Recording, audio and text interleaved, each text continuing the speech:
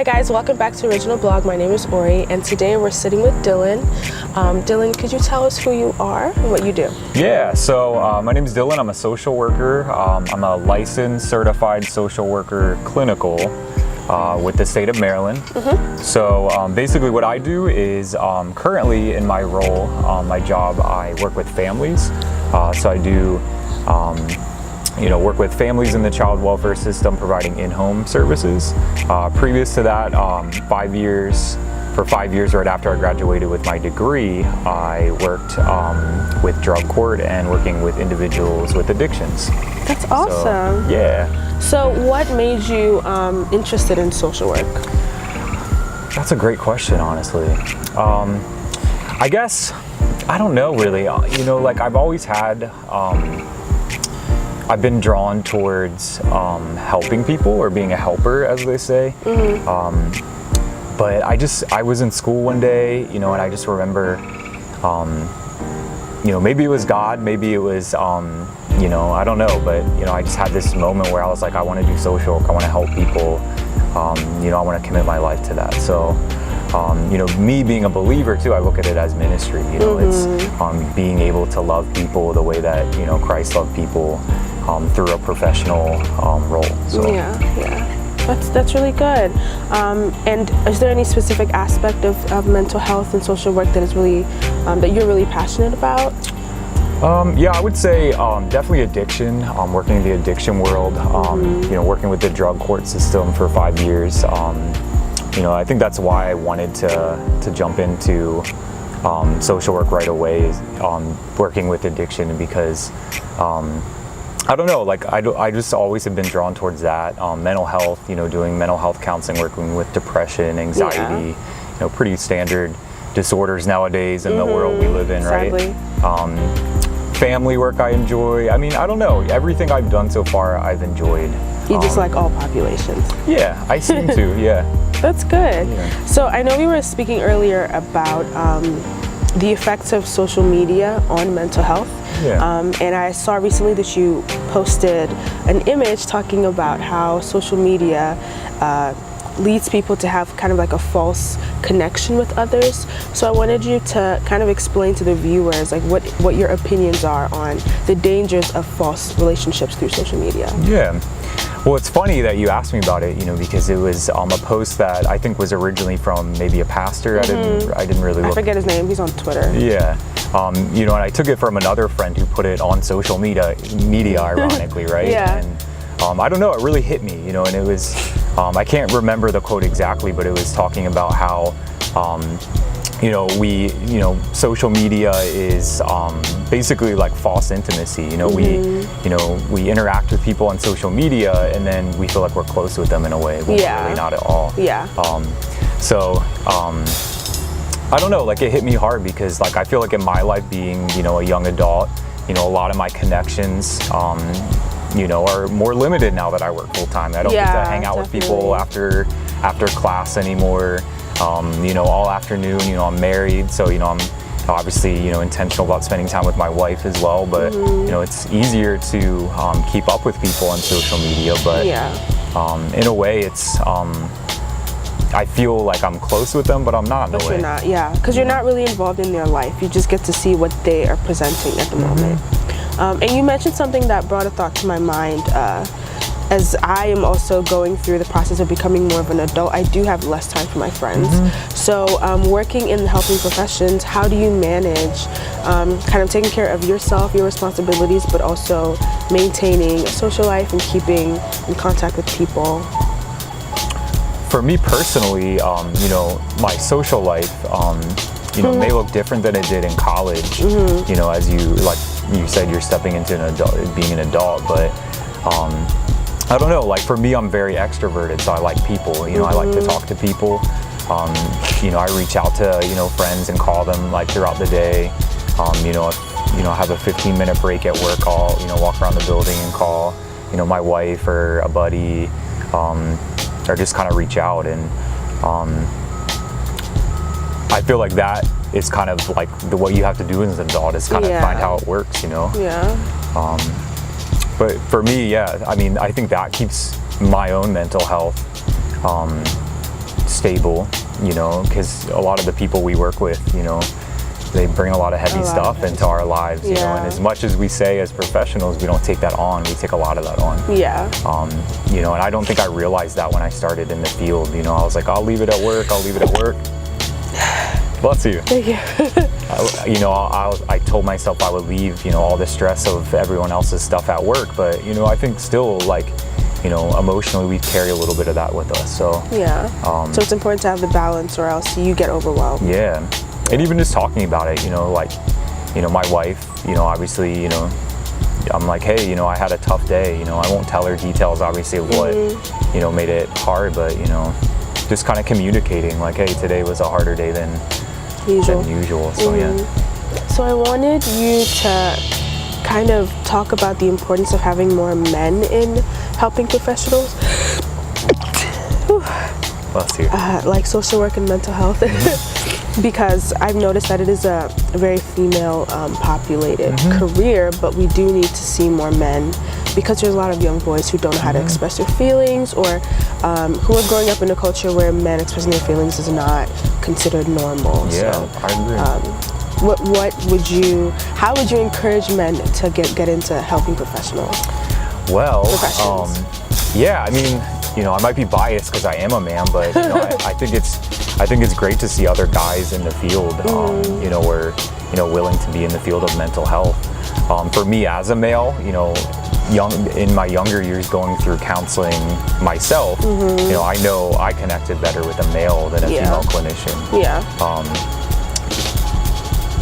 I think guys are not emotional. You know, we don't like to talk about our feelings. We don't like to express feelings, and this is such an emotional job that I just feel like a lot of guys aren't drawn to it. Yeah, yeah. You know, and for me, the way I was raised, you know, my culture, you know, it was a skill I had to learn, is to express my emotions, and you know, as a guy in college, try to like understand my own feelings, and then shift into a career where I'm helping someone else try to understand theirs. So my own journey through that has helped me be able to help other people.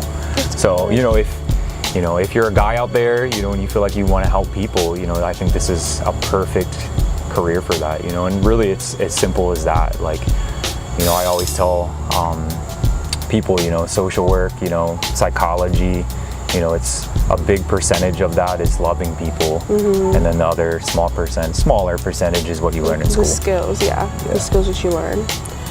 All right, well, I think we covered most of the topics. Do you have anything else you want to say about social media and kind of stepping away from building false relationships? Because I know that once the season changes, actually the rates of like suicide increases dramatically, and I think part of that is just the lack of connection people feel, because there's less time, less daylight, or less time to spend with people. So what advice would you give to people with fostering real relationships? Because I think we get very comfortable relying on social media, and so we don't know how to go about fostering real relationships. Yeah, I mean, I think that's an awesome question, and you know, in the society we live in, you know, social media is convenient. You know, making friends on social media is safe in a way. You know, you're behind a screen. You know, you're not as vulnerable because, you know, you have the protection of not having that face-to-face interaction. It's a risk, obviously. You know, when you step out to make connections or make friends or try to connect with new people, you know, there's some risk involved. You know, because, you know, we're humans, and, you know, humans hurt each other from the world we live in. But I don't know. It's worth it. Yeah, it is worth it. You know, and I think that's a great way to sum it up. Is, you know, you can have 10,000 followers but no one to talk to. I think that's a book, actually, and that maybe, or something, or and I've seen that a lot. Just being in the world of blogging, I think one of the reasons why I'm not as hard going in my blogging is because I see the false life that comes with that. People who have thousands of followers but they don't have a lot of money, or they don't have a lot of friends, and I'm like, that's not what I want for myself. So it's easy to make yourself look cool online, but it's much more fulfilling if you actually have people in your life that care about you and love you. Totally true. Yeah. You know, and you know, I know people, you know, like around like where we live at, and you know, they're very big on social media. That's like their hobby, I would say. You know, is maybe like you said, blogging or making videos or photography, seeking fame sometimes. And sometimes I can see, the lack of real connection and real community that they have. Yeah. So a lot of times I feel like that's meeting a need almost. Of like, I'm lonely, 10,000 followers make me feel less lonely. Exactly. So there's probably a million reasons too why people fall into those traps, but following up on your question, I think a good thing to do too is, maybe you meet someone on social media, or you like someone's pictures, maybe someone from high school, someone you used to be close with, like reach out to them and ask them to hang out, Yeah, I think that was the main purpose of it. And one thing I see a lot of people in the photography, community, they do that. They have meetups. So I think it's the real intention of social media is to get people to connect, not only online, but also eventually in real life. Exactly. But I think we've lost that somewhere in translation. Yeah, and honestly, like, I really feel like it's gonna get worse. It is, because there's now like research that shows the dopamine effects that people get from getting likes, or the obsession with like not being able to put your phone down. Yeah, it's definitely getting worse. And for me, I feel like over the last couple of years, it's been something like, I have, social media accounts, like I enjoy an aspect of it, but I think personally in my own time, I've been trying to figure out like, well, why do I like that? Or why do I spend time scrolling through that so much,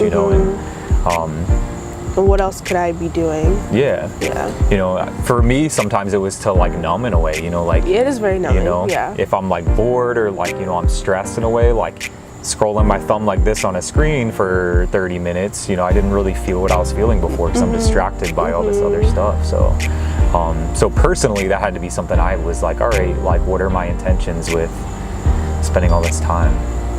Another thing too, that I thought was interesting is, I think Apple with the new update has the timer thing. Yeah. I tried it, but I would always go over my limit, so I just turned it off. Really? Isn't that bad? I have not tried it, but it was a conversation I had with someone a couple weeks ago, I guess, when it started to come out. But it's interesting that the makers of all these technology things are maybe seeing the negative effects now and then trying to backpedal. And it's almost like they create the problem and they create the solution.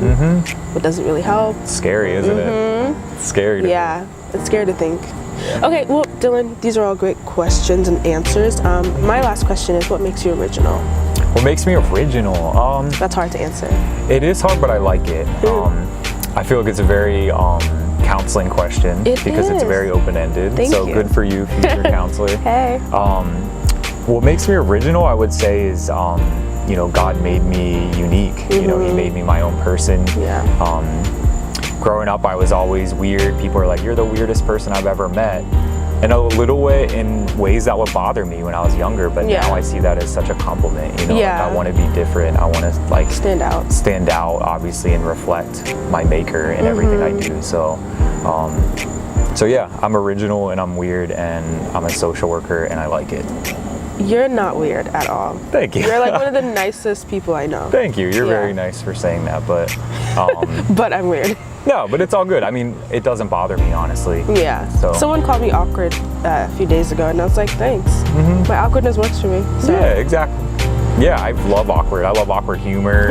Awkward's great. Yeah. So it's a great quality to have sometimes to be awkward, right? All right, thank you for joining us today. Do you have anything to promote? No. No, I would just say you don't rap. I don't rap. I don't have a mixtape. I don't have any of that. But I guess what I would want to promote is healthy mental health. So put your phone down. Put your phone down, and what I tell everyone in life, like absolutely everyone, is I feel like everyone should have to go through some counseling in their life. Yes, whether it's we all need counseling. You're going through a rough time, or like the way you were raised. If everyone went through, even if it was 6 weeks of counseling, I feel like the world would be a very different place. So yeah, we'd be more self-aware. And even if you don't have mental health problems, you can see someone just to talk stuff out and move on in life. So that would be what I would like to promote. Yeah. Oh, that's sweet. Yeah. Well, thank you so much for joining us. Yeah. Thank you for allowing me to come to your beautiful home. Yeah. And thank you guys for watching. I will see you in the next video. Stay original.